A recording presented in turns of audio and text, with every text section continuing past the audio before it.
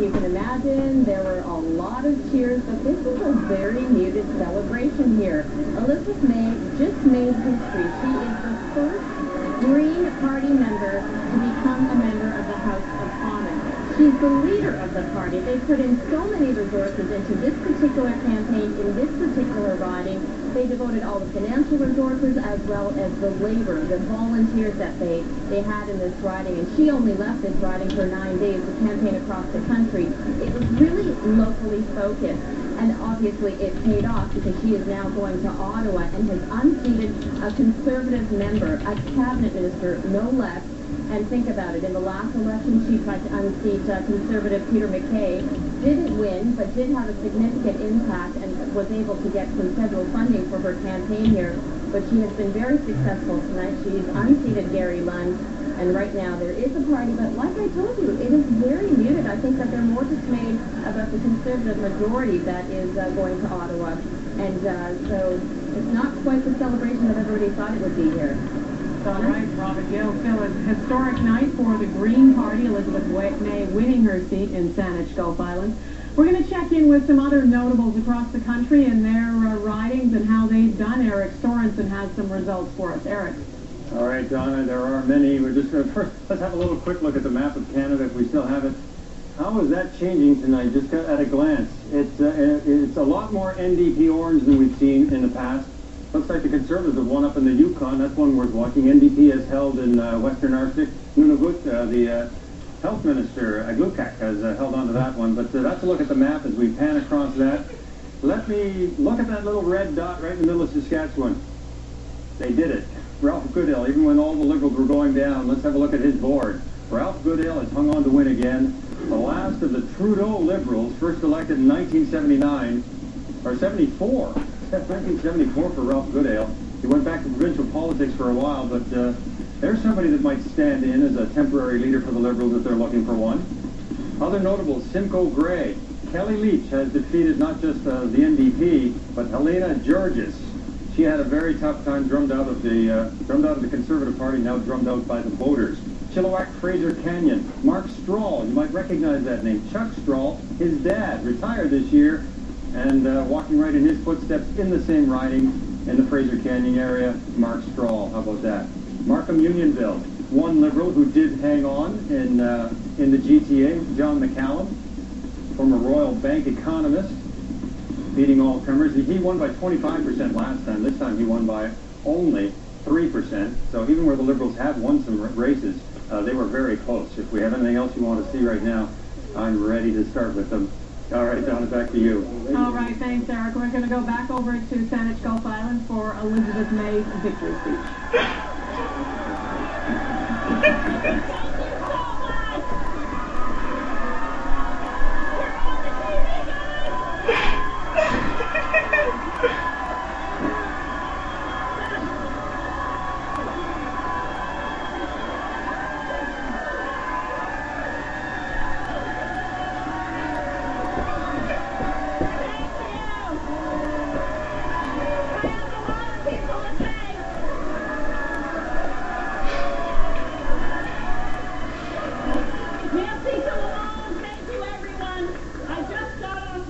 From a very boisterous bar on Salt Spring Island, where I called again there. And I want to thank all of you from the bottom of my heart.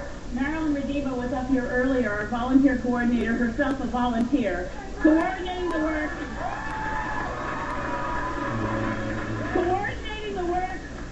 And listen to this, Canada. Listen to this. Coordinating the work of the 1,000 volunteers on the Saanich Peninsula, the 700 volunteers on Salt Spring Island, and altogether 2,000 volunteers from Saanich Gulf Island who today made history.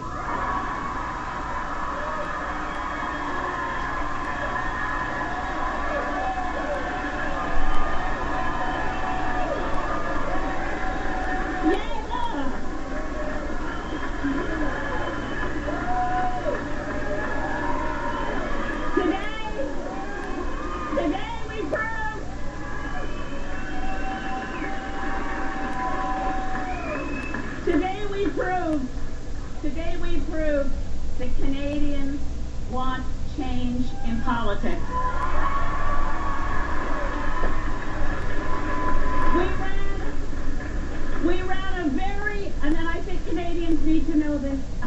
all know this, we ran a very non-partisan campaign. We ran a cooperative campaign. I need to start by sharing with you that I had a very gracious telephone call just moments ago from Gary Lunn congratulating me on this victory.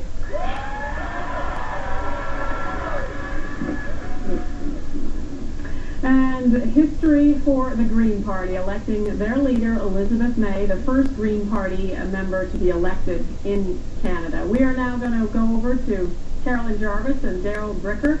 Our huge exit poll that we have, more than 35,000 Canadians. We asked them what they wanted as the outcome of this election, to be a majority or a minority government. Well, we know the answer in terms of votes. What did we find out, Carolyn? Well, we wanted to know from Canadians who voted today how they were feeling, what their appetite was for change, and whether or not tomorrow morning they'll wake up happy. And what did they say? Well, actually, 56% of Canadians say that they'll be waking up happy because they wanted to have a majority government. And they got that indeed. And what was driving them when they were heading to the polls? We talked a lot about voter fatigue. And so one of the questions we asked them was, I hope somebody wins a majority so I don't have to have another election for a while. Well, as we saw with the NDP vote, there was a fair amount of anger behind that. For the Tory vote, it was really a certain group of people who were saying, I want stable government. I don't want to have to go to the polls again for a while. So they were voting for not having to go to the polls for a while. And tally this up on the left side of the screen here. That's 64. Upwards of 60% of people who agree with the statement. I just don't want another election. Correct. And when we're talking about Stephen Harper, does he deserve to be reelected? Obviously, we sent him back for a very strong mandate and a very solid majority. Look at these numbers. Well, the way the Canadian system works, you don't have to have a majority of the votes in order to win a majority of the seats. And we see here that 45% of the population actually did say to us, you know what, come to think of it, Stephen Harper does deserve to be reelected. Donna, we have yet to hear from Stephen Harper tonight, but he's probably very happy also. Okay, we will be hearing from him in a little while. I'm sure we're also waiting to hear from the NDP leader, Jack Layton, any minute now about the kind of night that he had. It's going to be a huge celebration there. For now, though, we're going to go to another NDP MP in Edmonton. Strathcona. Linda Duncan, re-elected there. Francis Silvaggio is with her. Well, Donna, this is the celebration. Linda Duncan has just got off the stage accepting her victory tonight. And this is key. This is sort of that trophy that both the NDP and the Conservatives want. Linda Duncan took this surprisingly back in 2008 by a very slim margin. And tonight, she's increased that margin. So she takes it yet again. So the NDP retains that very small piece of orange NDP pie in this sea of Conservative blue, which at the end of the night, we were all watching to see if it was going to make a difference. It didn't, but it is big bragging rights, and it is in the center of Conservative country. So a big win again for the NDP. Donna? All right, Francis Silvaggio, thanks very much. We're going to head over to Toronto, where Mike Drolet is at Jack Layton's NDP headquarters. We're just waiting to hear from the NDP leader. Mike. Yes, we're hearing just trying to figure out exactly when Jack Layton's going to be just coming out to speak to his supporters. We're hearing now it's going to be a couple of minutes. Quite the day for the NDP. Certainly they didn't expect to win 105 seats, and they do have a lot of work left with them. I asked Farr Boulanger, who is the press secretary for Jack Layton, what he was going to do, and of course he's very confident that he can get his the rookie Quebec MPs in order to try to get them up to speed with how things work in Ottawa. But they do have a lot of work ahead of them because a lot of them, they don't speak French very well, so it'll be interesting to see how they handle Quebec politics. So once again, we're waiting any minute to hear from Jack Layton to see what he has to say, but quite a remarkable night here, Donna. Thanks, Mike. I want to bring our panelists in. The NDP looking to have, what are the numbers now we've got for the NDP? 105 MPs. Do not adjust your second. Do not adjust your second. Thank you, Goldie. How many of them know what they're in for? How many? Have a good whip. Yeah. You're absolutely right. It's a good thing that the New Democrats had a good, strong base of members of Parliament going into this with about 36. Those folks will be the backbone. Right. If I know the way the New Democrats work, they'll assign each of those 36 to one of the new members, and of course, some of them are going to have two. Right. And those folks will be responsible for teaching those members of Parliament their oaths. Now, that said, we do have the 4 years to figure all of this out, and suffice it to say, there are going to be bumps along the road. There are going to be mistakes. but most certainly the New Democrats will work through them as they mature into this new role as opposition. You can talk about staff all night long. They all need to be staffed up too, and that's going to be a huge challenge. Big challenge. And we're a unionized staff environment within the New Democrats. Shocking. Which is going to cause an additional level of interesting problems. Oh, we're not even there yet. We're not even there. This is something that we dropped, a thread we dropped before that I want to pick up on. That's the per vote subsidy, which is something that's going to, the Tories have said if we get a majority, we're going to introduce this, which will have... We're going to get rid of that. You know, I'm not quite sure why that became an issue with the Tories. Let's talk about the effect that'll have on some of the parties. Well, first of all, I'm not sure that the Tories will lead right now with that. If they do, it seems to be a ridiculous thing to do. What, like, it's punitive? It's petty. It's absolutely petty. No, there's a principle. There's a principle about that. And what is that principle? Political parties should be able to go to the people and raise the money they need to run an election, not tax it away from people, because that's your tax dollars going to a party you don't support. You know, I'll tell you something. In the United States of America, candidates spend the majority of their time raising funds. We're not talking about the United States of America. We're talking about Canada. But that's the way system that worked long before it was introduced. We had the old system. We just want to go back to the old system. Well, I'll tell you the benefit. I'll tell you the benefit today of that per vote subsidy is the number of women that were elected in this Parliament directly. Nothing to do with Yes, it does. Absolutely, it does. Subsidy. What does it have to do with it? It has to do with, you have to look at what we got rid of. We got rid of big corporate and big union donations, and we said in return for that we were going to have a public base for parties to operate from so that they can build their policy, build their nation without having to be beholden to political action committees and lobby groups. And in the United States, they have that problem because they have most of their monies, they have to start raising in the millions of dollars through political action committees, so it's very difficult to have policy just built for the ordinary person, and that was the quid pro quo. So we did get rid of big corporate and union donations, and we created a public climate, which has actually worked very well for all the parties. If Elizabeth May is there today... for the Bloc Quebec Bloc. They were subsidized. Okay, but you can't use that argument Well, not now. I understand that. I know. But the point is that the system is not the system that I think that we were accustomed to, which is money follows message. Political parties should be no different than businesses.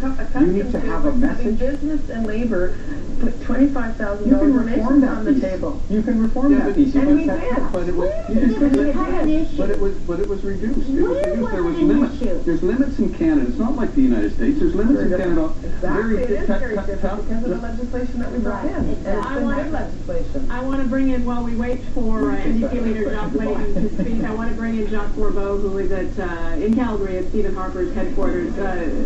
What are you hearing from strategists there, from people around you, Jacques? Well, certainly I think the people here are ecstatic that they finally won a majority government. And Donna, one of the things I'm going to be looking for is that, of course, the Conservatives have lost some cabinet ministers.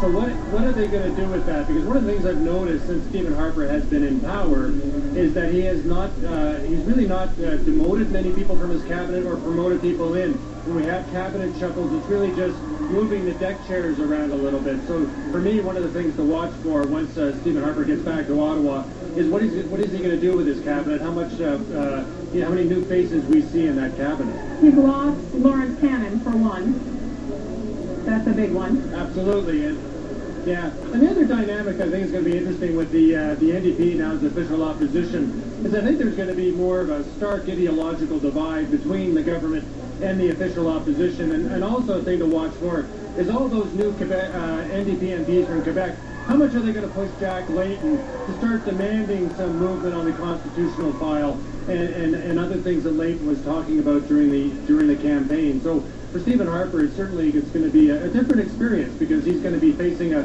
party, an official opposition that I think is going to have a very different lines of attack than the Liberals did. Goldie, what do you make of that? I think we haven't talked much about the dynamic between Mr. Harper and Mr. Layton. I think it's an area in which... What is the dynamic? What's their relationship like? You've heard they have a very good relationship. Do they? It's not well known, but I know that they meet quite often and have a beer? It's a good relationship. It's cordial, but the dynamic... I don't think they have a beer. But they have a better relationship than Michael Ignatius and Stephen Harper. And certainly a better relationship than is known in the public. And what's the basis of that? Trust.